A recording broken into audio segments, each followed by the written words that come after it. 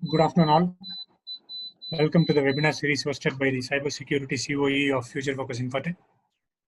In today's webinar, we would be discussing on business resurrection in secured mode for the new normal.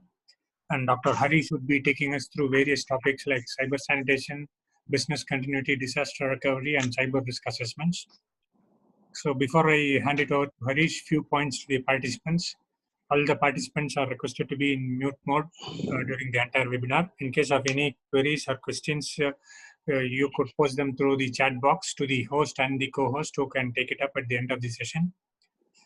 We would be running a poll before the Q&A, so the participants are requested to actively participate in that. Presentation will typically last around 45 to 50 minutes, followed by a Q&A. So with that note, I hand it over to Dr. Harish. Enjoy the webinar. Thank you. Thank you, Mr. Somnath. Thank you all the participants for the webinar. This week, the topic is business resurrection in secured mode for the new normal. So we know that the word new normal has become very common at the moment due to the COVID-19 pandemic, and we are trying to resurrect all our businesses. In fact, during our conversation before the webinar with FFI team, apart from IT companies, most of the companies, it is full resurrection. For IT companies, it is a partial resurrection. But of course, in pursuit with creating your environment back to secured mode within your organization, it is very important that we need to follow a series of steps and the gaps to be identified and a lot of process to be continued. So that's exactly what we are going to look at in the next 40-45 minutes time. We did plan for a very basic demo with an open source tool. We would be able to show that at the end of the presentation this time. Since it's more of a theoretical presentation, however, talking about a lot of compliance, a lot of process, and a lot of policy orientation in connection with our demo at the end. So please make your notes required. Of course, post this webinar, the videos will be available in YouTube channel of FFI. So you can continue to watch and refer anytime that you want. So with all your confirmation, I'm just getting into the first slide. So the first slide is an agenda slide where we are going to start with sanitation from infrastructure to endpoint. It has to be a long-standing list, but when you really need to address it, it is not going to be a very, very long setup because most of the things are very minute configuration setups and disabling certain things and enabling certain options in the firewall to the endpoint systems. Then we need to understand the business continuity. During work from home, we have enabled a very, very good business continuity. A lot of us did successfully performed it. Some had the issues and some were not able to perform it successfully. Since the whole world was in the pandemic, it was acceptable across regions and across latitudes and longitudes. But business continuity, when you're getting back to business, is very important. When you say that you have been back to business in office, then seamless continuous process is again very important, and we will be discussing about that. Then the next point would be cyber resilience. We would make sure that how to continue to maintain away from cyber threats. As a matter of fact, a lot of phishing attacks and cyber threat attacks have been initiated in the last couple of months' time. I mean, there are a lot of statistics that we can go and browse on. However, we've not mentioned any statistics in the presentation, but I would just share some of my experiences and with some of my clients whoever did communicated to me in the last 1.5 months' time. And even in the previous webinars, we did discuss multiple options. But this time it's towards staying safe, continuous monitoring, logging, etc. Then the risk assessment, risk management process, which would support the management team to understand what is required, what is to be inherited, what is to be adhered in combination with governance, risk, and compliance. And once you are completely back to your business spree, then you need to inform your clients, and you also should be in a position to support your clients in order to strengthen your business relationship. Of course, not talking to a customer for a period of long time would definitely create a gap. So in order to patch the gap, in order to strengthen the bonding, it is important that you create that sharing of knowledge with your business, and support them in connection with following up the cyber hygiene. So that's how the agenda is completely been planned. Thanks once again for the participants for getting connected to this thing. So starting from the scratch is the first thing that we all need to understand. In fact, in Hindu mythology, it says anything that you practice for a period of 48 days, that will become your regular activity. I'm pretty sure a lot of us do wake up very late, or sleep late, or work long hours, work short hours. We've not been following a proper routine, like having breakfast, lunch, dinner. Even we're all only having about 2 meals a day. I know a lot of us are only having 2 meals a day, 2-3 coffees and teas kind of activities. So when we get back to office, it's going to be very difficult for us as well. So we need to be very cautious and be comfortable when we get back to that 8 hours working spree with your traveling time plus and all these things. So please start everything from the scratch. Don't find problems with others if they are not able to cope up with the regular working style. And you cannot at the same time expect your cyber security to also work at the same way it used to work before. So please give some more time, and think it's as a basic concept, then get into your regular procedures, and then automatically it gets into an automation. So that's what it says, from left side to right hand side. So it starts from a monkey and then goes to a robot. So make sure your automation is live, but continuously monitor until your automation is live. It may take an estimation says it may take up to 6 to 12 weeks for you to get back to your business with the new normal style, because it's also going to be a combination of work from home and work in office style. Still, lockdowns and rules and regulations from the government is going to be posted to all our individuals and to organizations as well. So we need to be very confident in following the rules, and at the same time we also need to care our data, care for our organization environment. So with that, I'm moving to the next one, where it says sanitation infrastructure to endpoint. See, there is a word which we call it as a buzzword in a lot of technological development companies and cybersecurity companies, called as a sandbox. So sandbox is nothing but an environment which is not connected, or which is not a development environment. So you may have your development environment where you have your data, your backup, your disaster recovery setup, your software, your files and everything being stored, and you keep accessing that every now and then. It may be in your cloud environment, it may be in your local environment. That's absolutely based on the organization's perspective. But when you create a sandboxing environment, it is isolated. It doesn't connect to your regular wireless access point. It doesn't connect to your regular network environment, or to any of the software, including your Active Directory, your server kind of setup. So you need to create a very small sandbox environment. According to the organization's strength, the sandboxing environment can be increased. So we're talking about organizations from 25 numbers to 2,000 numbers or 5,000 numbers. It doesn't matter. If it is a small organization, it is going to be much more easier, because you can ask all of them to come in 1 or 2 days, and you can perform the activity that I'm going to be listing in the next half an hour. If it is a large organization, of course, you need to dedicate teams and allow the IT teams to confidently access the devices and check the parameters that I'm going to list out. So be confident. Don't ever connect the devices, especially devices that are being brought from work from home environment, the laptops, or I know some of the organizations have given even their printers. Some of them carried some more hardware devices and software connectivity. So when you're trying to bring it back to your regular environment, please sanitize it. So that's exactly what we are going to look out. Step number 1 says, check all installed software and make sure to remove unwanted software. See, in fact, in the previous webinar, I mentioned about installing installed webinar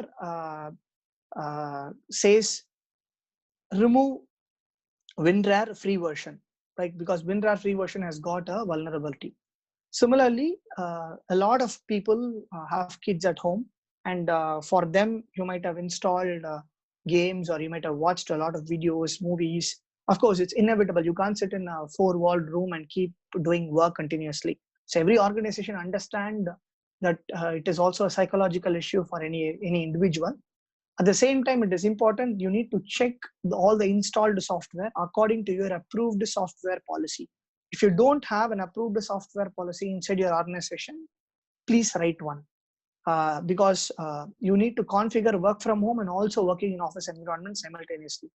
As per our previous webinars, we did mention it will be a small number of people who will be working from home, and a small number of VPN connections will be established. But now the scenario is completely different. This time it's more open, it's more vulnerable, and it's also more caution required in order to identify the installed software and remove all unwanted software that are installed in the laptops, especially gaming applications or extensions, browser extensions for looking out for your video conferencing applications. There may be multiple things being installed for sharing screen. Sometimes one doesn't work, so you go to the next one. So you need to be confident in identifying the unwanted software and remove that as a first step. Number 2, a lot of homes don't have proper internet connections, or it is not very continuous, or it is not high speed. So updating the operating system would become a big challenge. So for the second step is, please update the operating system to current date and check whether it is all updated with the current date. There should be no updates available. Command must be printed in the laptop so that the laptops would become more convenient. It also applies for your desktops as well. A lot of companies do deliver the desktops for working purpose due to scarcity of laptops. So it follows the same thing for both the devices. Third one is, if administrator access was provided to that particular user, please remove it. Please de-escalate the privileges. For installing the video conferencing application, you must have provided the administrator access. Please remove the administrator access and bring them into your regular policies, where a user can access with non-installing options, and you only opening the application and saving a file and accessing the file setup. Fourth option is check your Active Directory configuration and restrict access based on requirements.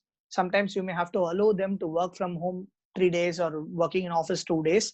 So it may be a simultaneous activity, and it is important you need to check the activities in Active Directory configuration. So be very specific with your Active Directory so that you will know which person is connecting from which environment. And if you are not able to identify whether the person is inside your office environment or outside the office environment, then you are definitely prone to threats.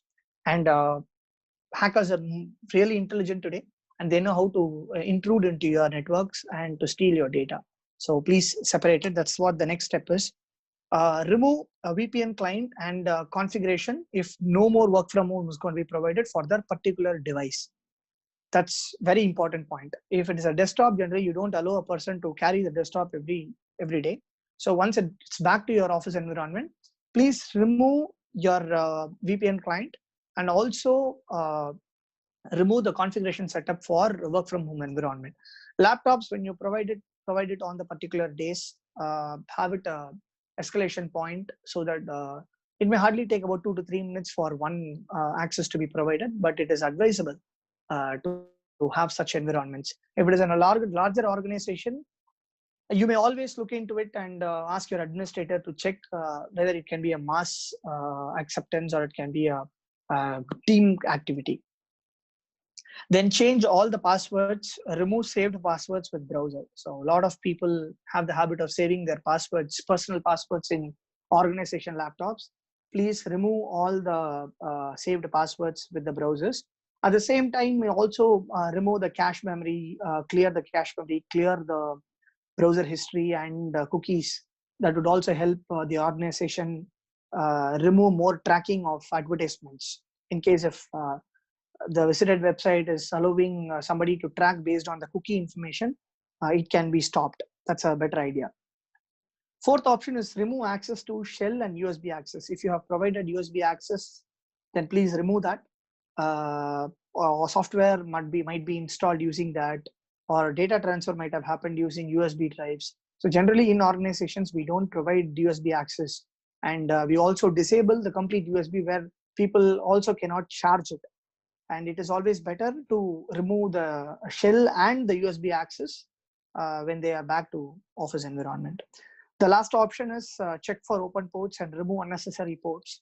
So you can check for the open ports by running the tool which I'm going to show at the end of the presentation, which is a tool called Nmap. Nmap is for Linux-based operating system, and the GUI for Nmap is Zenmap, Z-E-N-M-A-P. You can download it from nmap.org. It's a free application and it's an open source application. It is always better to run the application to just check for open ports. It's only a scanning app and it doesn't consume memory or bandwidth. It can be completely internal, and most of the organizations do appreciate using Nmap since it doesn't have any sniffing capacity. So moving further, one of the important points that we need to consider is working together. It should be a holistic approach. We may be working in isolated teams. We are working, in fact, in isolated teams for the last 2.5 months. I think some of the organizations are also going to extend the same setup until 15th of June. In fact, our organization is also doing similar kind of activities. So when you're working in different time zones, when you're working with different time frames, only restricted employees are being allowed to work in red zones, then it is always advisable to work together and your approach to be completely holistic. So, tie your hands, communicate each other. And that is one of the problems that we all been encountering. We don't check emails very often, but it is important. We need to continue to check emails very often and inform the person when they are not in their laptops, when they're not in their systems, send them a text message or call them and update them. There is a mail that I have sent. So only by means of holistic approach and working together, this difference of opinion can be removed and your communication can be seamless. Remember, if your communication is not continuous, if you miss certain important information to be passed to your colleague, that is exactly the space where hackers intrude. There are two important techniques that you need to understand in this presentation. One technique is called as a whaling, W-H-A-L-I-N-G. It's called as a whaling. Whaling is a technique which is a common phishing technique to send an email to your bosses asking for either access, asking for passwords, or allowing that particular person into some particular file system, because we're all going to be working like a nomad, right? One person is going to be at home, one person is going to be in office, one in client place. We used to do this culture before, but majority of the people used to work inside the same environment. But that's not going to be the scenario, at least for the next 3 months' time. So it is always better to understand that we communicate in a continuous manner, and when an email is being shot to check or elevate privileges of a particular person or to transfer some access or transfer money, it is better to call that person and ask before you initiate that process. That methodology is called as whaling phishing attack, right? The second one that you need to understand is called as BEC. B as a business, E as an email, C as a compromise. It's called as BEC, business email compromise. Taking over your colleagues or your own email addresses. That's pretty easy today. Sending an email saying that COVID-19 loans are available for individuals, and since you're working in this organization, you are entitled to have a 1.5% discount in the interest rate. Or somebody can say that, can you please send money to PM Care India, since you're back to business, you are in the IT environment. your salaries are being properly paid, at least most of the salaries are being paid. Please donate 10,000 rupees, 5,000 rupees using this link. In such kind of emails are already happening, but when you're in the disconnected environment, it can be overwhelmed, and out of curiosity and out of helping tendency, we may end up making that payment. So please don't encourage such things. If you wanted to make a charity kind of payment, go to that particular website and make the payment. Don't ever click a link and perform a payment activity, because that link may allow the hacker to come into your system. It may open a particular port, and you know what can happen after that. So never ever click any information pertaining to COVID-19, or you can read the information, it's good to read, but don't click anything. At the same time, don't even open any attachment that comes within this topics: COVID-19, pandemics, spoiling career, spoiling environment, or Reserve Bank of India providing loan.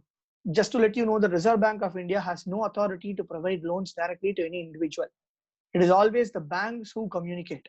So that's a business email compromise is one of the common phishing attacks taking place. So beware of such attacks. The next connected thing would generally be extension of these phishing attack as smishing and wishing attack. Calling, you get a call, you get a message. Don't ever click any of these things, especially when you're within the organization environment. You may pose a huge threat to your organization. So beware of such activity. That is why calling that particular person and asking them whether you have sent the email is the best practice, at least for the next 3 months, or until the lockdown is completely over, or until the new normal becomes a regular activity. So the next thing that we need to address would be business continuity.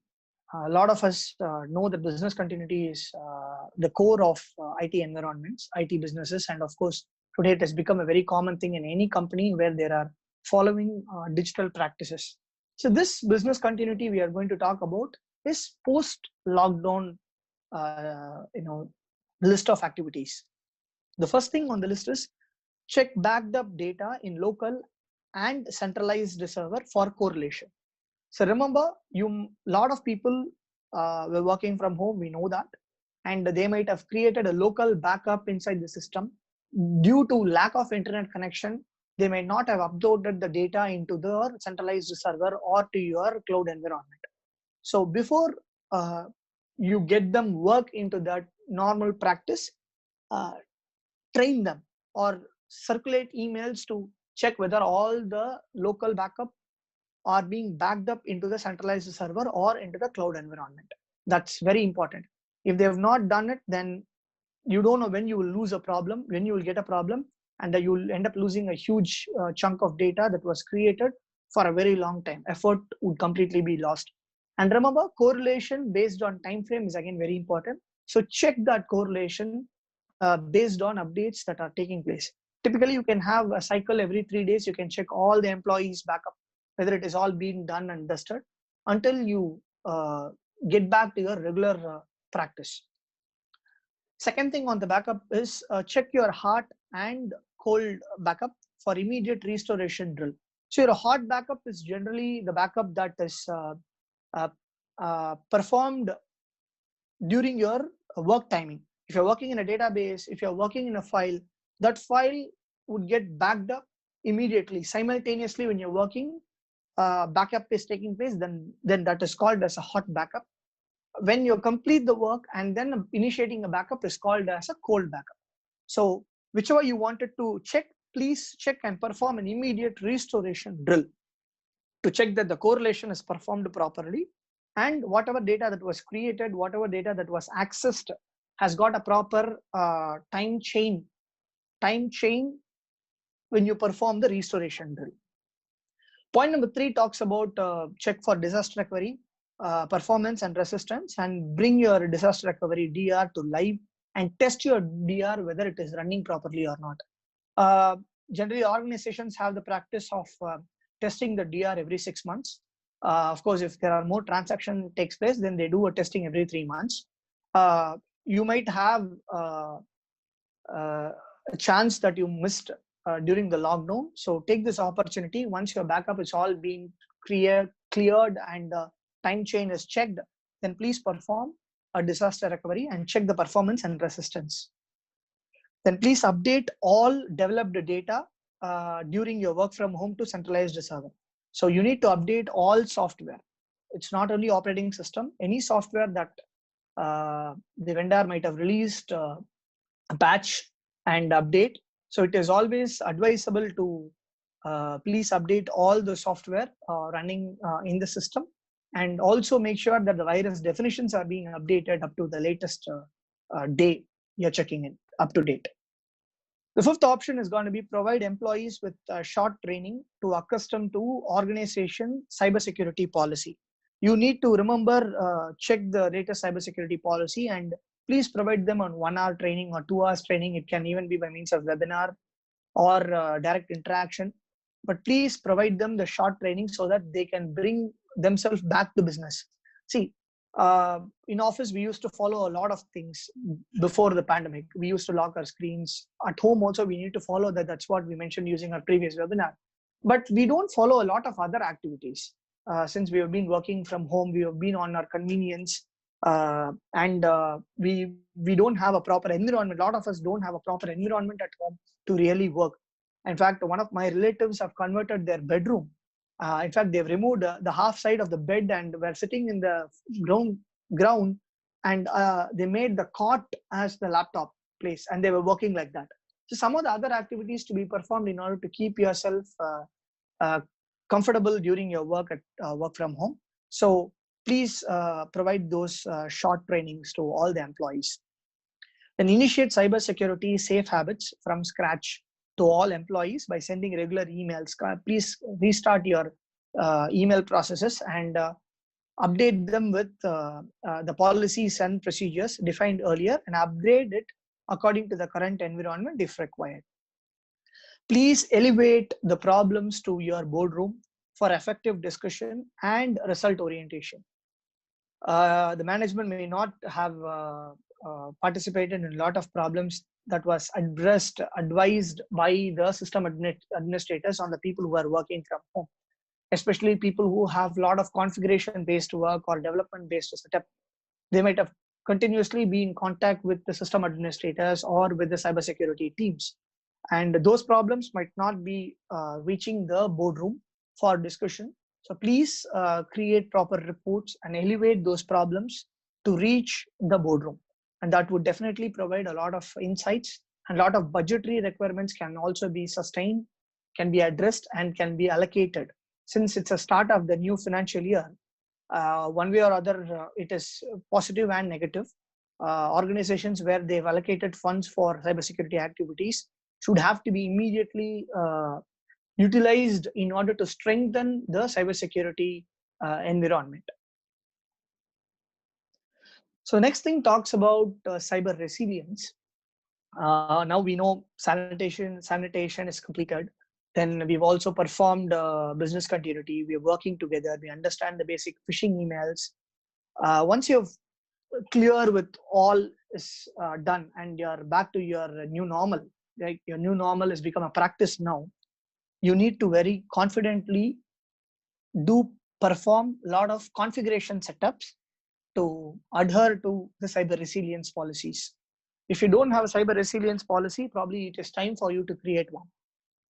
The first thing in the list is separate work from home domain and inside office domain separately, which means you need to create dedicated VLANs. Please define dedicated VLANs for people who are working from home and people who are connecting within the office environment. That would help you identify if there is any problem that is occurring.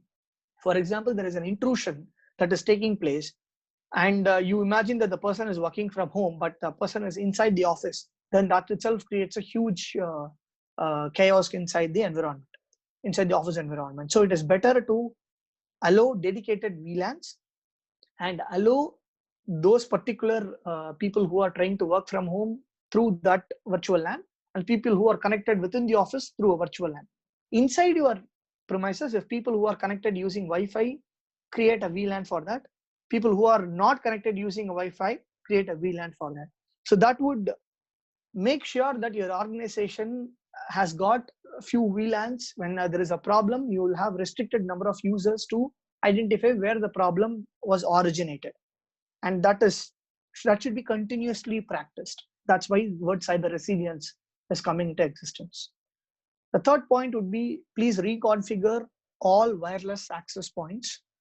Remember, your wireless access points uh, may have a rogue connection, or it may not have been functioning as usual before. Number of limited users might have come down, speed might have been increased.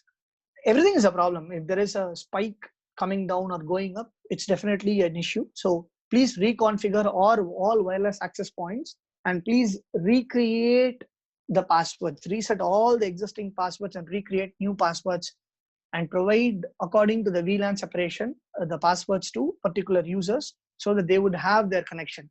If you are especially using Radius or Tacox authentication system, it is much better. And if you don't have one, it is pretty easy to configure one within your environment, and you can connect that with your virtual LAN.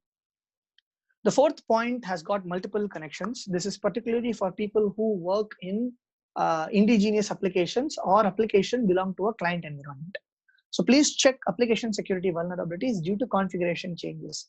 Work from home, you might have changed the port numbers, you might have changed the path. A lot of things might have taken place.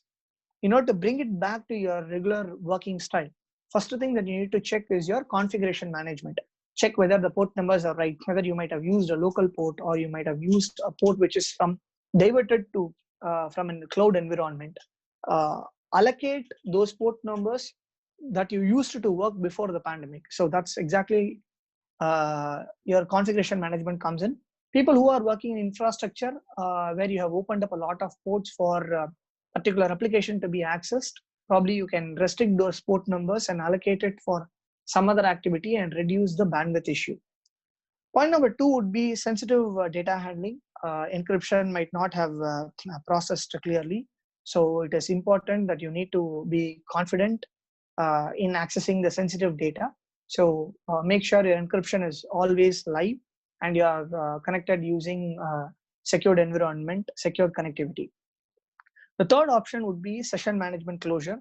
So when you used to work from home, you don't need to check out for session management and other things, especially when you are within the organization, because you are connected to through a dedicated VLAN and it's your own session.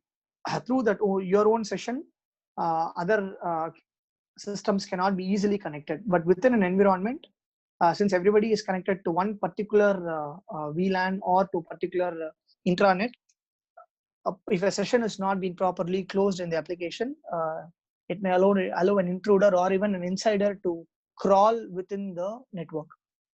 Fourth option is exception management closure. So if any exceptions being created for that particular application for the particular user, please remove those exceptions. If there are more exceptions to be created, please create it, and don't miss this point, because this may also allow or put the user into a blind spot where what exceptions were created, what exceptions were not created. And more often, suddenly the work from home environment started working. A lot of documentation might not be done from a cybersecurity angle. Please complete all the documentation and store those documentation for auditing and logging information for further investigation if required. If there is any problem that is going to occur like 3 months later, you may have to go back 3 months and perform forensic investigation activities or incident handling. You need to be confident enough to provide all the audited and logged information and to perform this forensic investigation. So cyber resilience is something where you need to continue practicing, especially in the new normal, with more adequate measures and more options to be invoked. Yes, it is definitely a job which which won't fit within your regular schedule, but at least for the first few months time, we need to exceed the expectation and create the environment to bring it back to your regular lifestyle. So the next process is risk management. the 4 important steps: prioritize, develop, communicate, and exercise.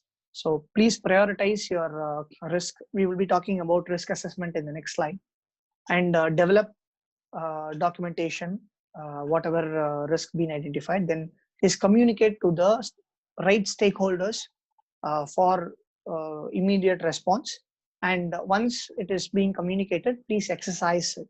So risk management is a process which we used to follow for a very long time. But in this point of time, risk management should be continuously being performed, and audits have to be regularly performed. That's where your risk assessment process is coming into life. The first step on risk management process is please perform gap analysis post your sanitation process and checking your BCP and cyber resilience. Because previously, whatever problems that we used to have, we know how to solve those things because it was within an environment. It may be restricted for others, or it may be seamless. It may have a lot of advantage within the environment, but now it's not going to be the same. It's the new normal. And we need to perform gap analysis to understand the gaps, especially connectivity based, configuration based, and intrusion detection based, open ports, closed ports based, application installation based. So there are a lot of parameters that we can keep listing it here, and it is important. Number 2 is please perform a risk assessment based on gap analysis, and please define risk matrix for work from home. Define it separately. I know we wouldn't have enough time to define the risk matrix for work from home, but when you perform the risk assessment based on the gap analysis, it would provide you more information for you to perform the risk matrix for work from home, and hence it would help you to elevate your defense to a better level in order to eradicate the threats that may pose in the next few months. Option number 3 says perform vulnerability assessment and penetration testing. Yes, we all do VA and PT according to our compliance purpose, according to our requirements activities. It is always best and important to perform the activities using a third party, to suggest whether there are any open ports, because we know that we are the blue team working inside the organization.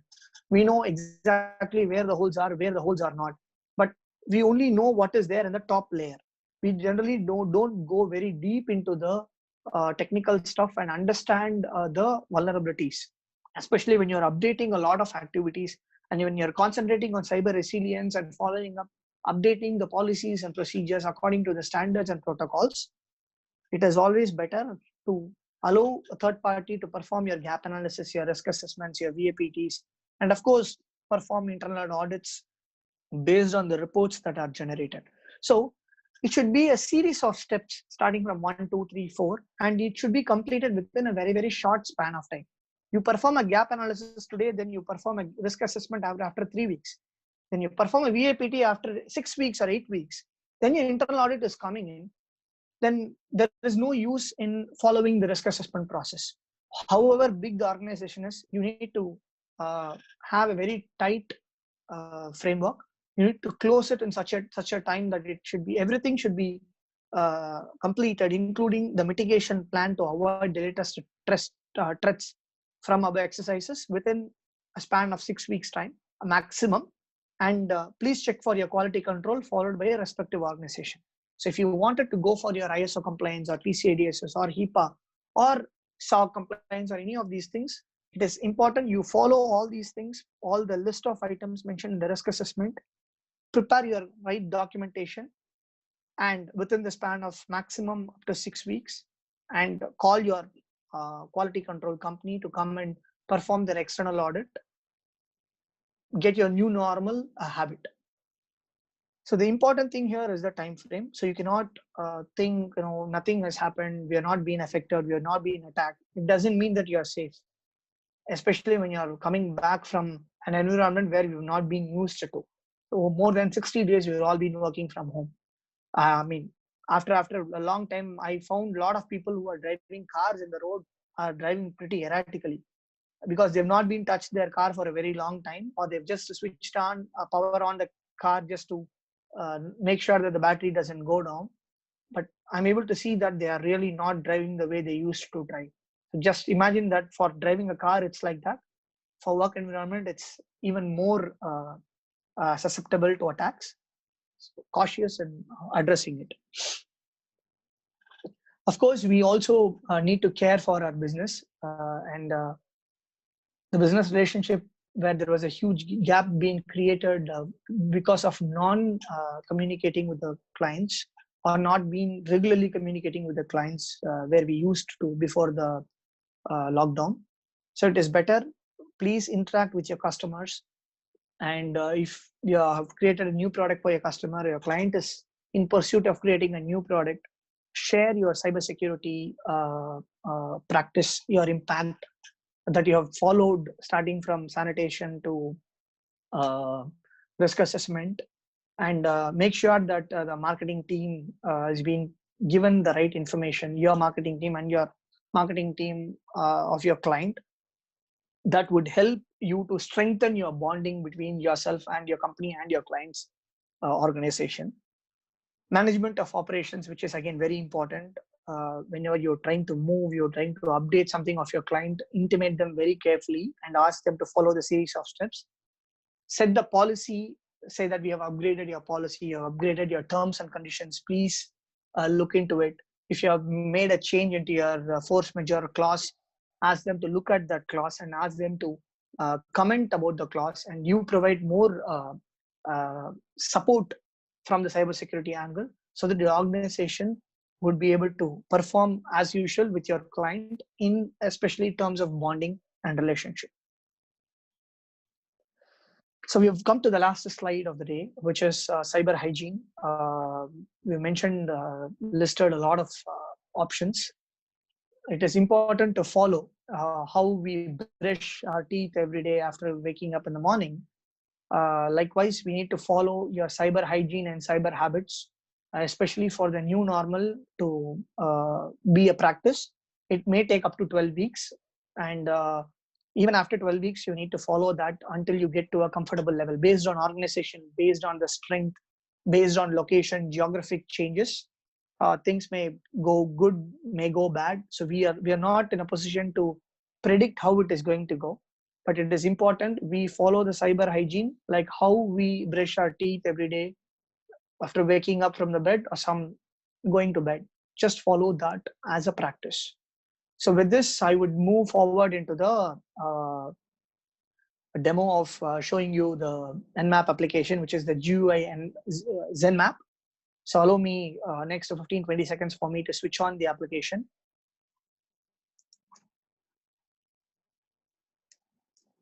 In the meantime, if you have any questions, I'm happy to take your questions because we have come to the last slide of the day.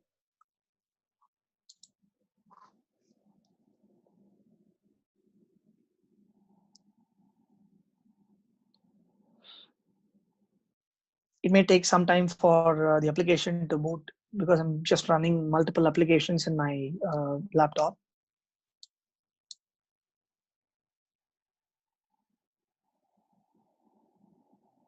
Yes, sir, I've got that. So let me share the Nmap application here. So I hope everybody is able to see the Nmap application, right? So I know what is my IP address. To check what is your IP address, go to the command prompt and type ipconfig. We should be able to, you should be able to see what is your IP address. Inside the organization, you exactly know what is your IP address length. It is whether you're following 10.10 series or you're following 172 series or you're following 192 series. So depending upon the organization, the IP address target may vary. So since I'm only going to practice one IP address, I'm just going to scan my own laptop. I just wanted to show you how to initiate a scan. We'll leave the result because it may take more time to view the result. It will exactly show you the open ports in your laptop, and I will list out the open ports, which port can be kept open, which ports are not to be kept open kind of activities. So I'm using a 192 series. My IP address is 192.168.1.7. I have about 8 devices connected to my router. So it's 1.7 is my IP address, which I've already looked into it. And please choose intense scan, because that will do a deep level scan. There are multiple other scans are also available, but slow comprehensive scan will take a very long time. What we are trying to achieve is only looking out for open ports in this demo. So it is better to just click this, and you don't need to check any of the other info. If you wanted to run the command in your command prompt in Nmap, then you can probably copy this command and paste it there. It will run much faster than the GUI. We all know that the DOS prompt is much faster than the GUI. So I'm going to click the button scan. Okay, so it will start to scan. I know what are all the ports that are generally opened in my laptop. So you can see that it's initiating multiple other set of scans. I'll have about DNS ports and other things which are commonly being opened. So if you find common ports being opened, it would help you to identify that. So it is consuming more time. So I would probably stop the demo here. I mean, let the demo continues. Let it take its sweet time to identify, because since I'm running a lot of activities inside my laptop, it may take a longer time. Generally, it doesn't take more than 2 to 3 minutes in any particular laptops. So better to just use Nmap application. And if you wanted to test a series of devices that are connected in your system, you can just give the IP address as 192.168.1.7 hyphen. You can put whatever number you want, 1.1 to 1.100. It will go and check for all the 100 systems that are up. And basically, if whatever systems that are really up, it will list out the application systems. If it is not up, then it would doesn't list out those applications. That's exactly how your Nmap scan process would work. You can please follow this steps into your organization, and if you need permission, please acquire the permission to run this application during your sanitation process. So with this, I'm done with my presentation and with my demo. I think I've got some questions to answer. Says what Harish, is just a yeah moment. Sorry to bombard you. Yeah. We'll run a quick poll for a minute now, and then we take the Q&A. Sure, definitely, yeah, that would be great. Just give us a minute's time. We'll launch the poll now. Yeah. Fantastic. Yeah. In the meantime, let me read the questions. Right.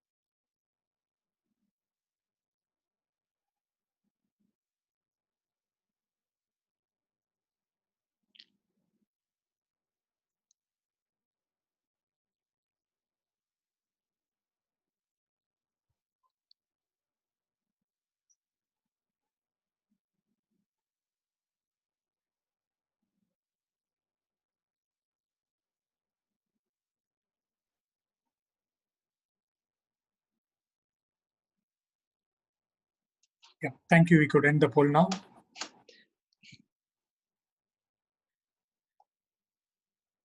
Harish, back to you for since I have some, maybe I'll take that up once you complete your thing. Sure, great. So the first question is what is the best practice to enable security to publish a on-premise hosted web application to internet for internal users? There are, of course, a couple of things. Generally, first thing you need to have is a web application firewall.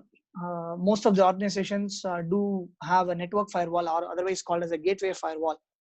But it is important that we need to have a web application firewall and do the configuration only to allow particular, because it's going to be for internal employees to access from the internet. So you can open up the setup only for their MAC addresses, or you can have a dedicated configuration, because it's you anyway going to be applying VPN connection, and using web application firewall with right configuration and locking their MAC addresses would provide more security, and it would definitely be a best practices for using a web application hosted in on-prem and can be accessed from the internet. Especially for internet users, you can also open it for public users, but it is better to even connect gather their MAC addresses. That would check the variety. And another extended thing is you can allow them only on IPsec. You don't need to allow them SSL VPN connection. You can only open IPsec because IPsec is client based. So series of steps would provide you more security to it. So the next question is, some vendors configure web app access with standard ports. What's your comment on this? What's best strategy to use port numbers to enhance security? See, unfortunately, the vendors don't know that what application can be opened for that particular scenario to be created. So you can always change the port from a normal port to a different port. For example, LDAP injection is one vulnerable port, right? It's generally 389 being used across. So instead of using 389, you can change that 389 port to a random port, let's say 14,000 or 17,000, some random numbers that would fool the hacker. In identifying whether the port is a real LDAP or some other port. Until the hacker probe, the hacker will not be able to know what port it is being used for. So that's definitely best practice. Strategy in the sense, you need to reconfigure yourself. There's no other option. You have a firewall, you need to reconfigure it. You have an application, you need to reconfigure it. In fact, the companies wherever we are advising, we keep telling them every week, please change the port numbers, because you don't know where the threats are originated, since people are working from home and working remotely with bandwidth restrictions and a lot of other unrestricted and restricted things. So it is better to enable and configure it every week. It may be hassle really, but you need to make it a practice for the new normal. I think, yeah, those are the two questions which I have got. So do we have any further questions to proceed, or I think?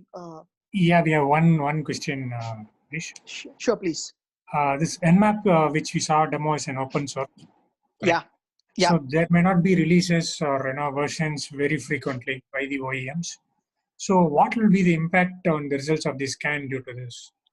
I think it's a very fantastic question. See, Nmap, yeah, it is an open source, but it's not it's not like other open source things. Nmap is one company where they release updates very often. Compared to other companies. But yes, even though the updates are not compared to proper commercial software, the thing is, what we are trying to look out is only for open ports. In most of the cases, I would say trust Nmap, say about 95-96% on your data. The remaining 4% is within you. Any open source tool for that matter, the trust base is only between 40 and 60%. But Nmap, the utilization for Nmap that you're trying to use is only for checking the open ports. So you can trust more than 90% of that. And with Nmap, I think my answer can hold good. For other applications, we have to have detailed analysis and prove it across. All right, great. So thanks, Harish, for your elaborate session and answering the Q&A from the participants. We have come to the end of today's webinar. Thanks all for attending today's session, and see you in the upcoming webinars. Thank you all. Thank you. Thanks a lot for the opportunity. Have a good and safe time at home. Bye. Bye.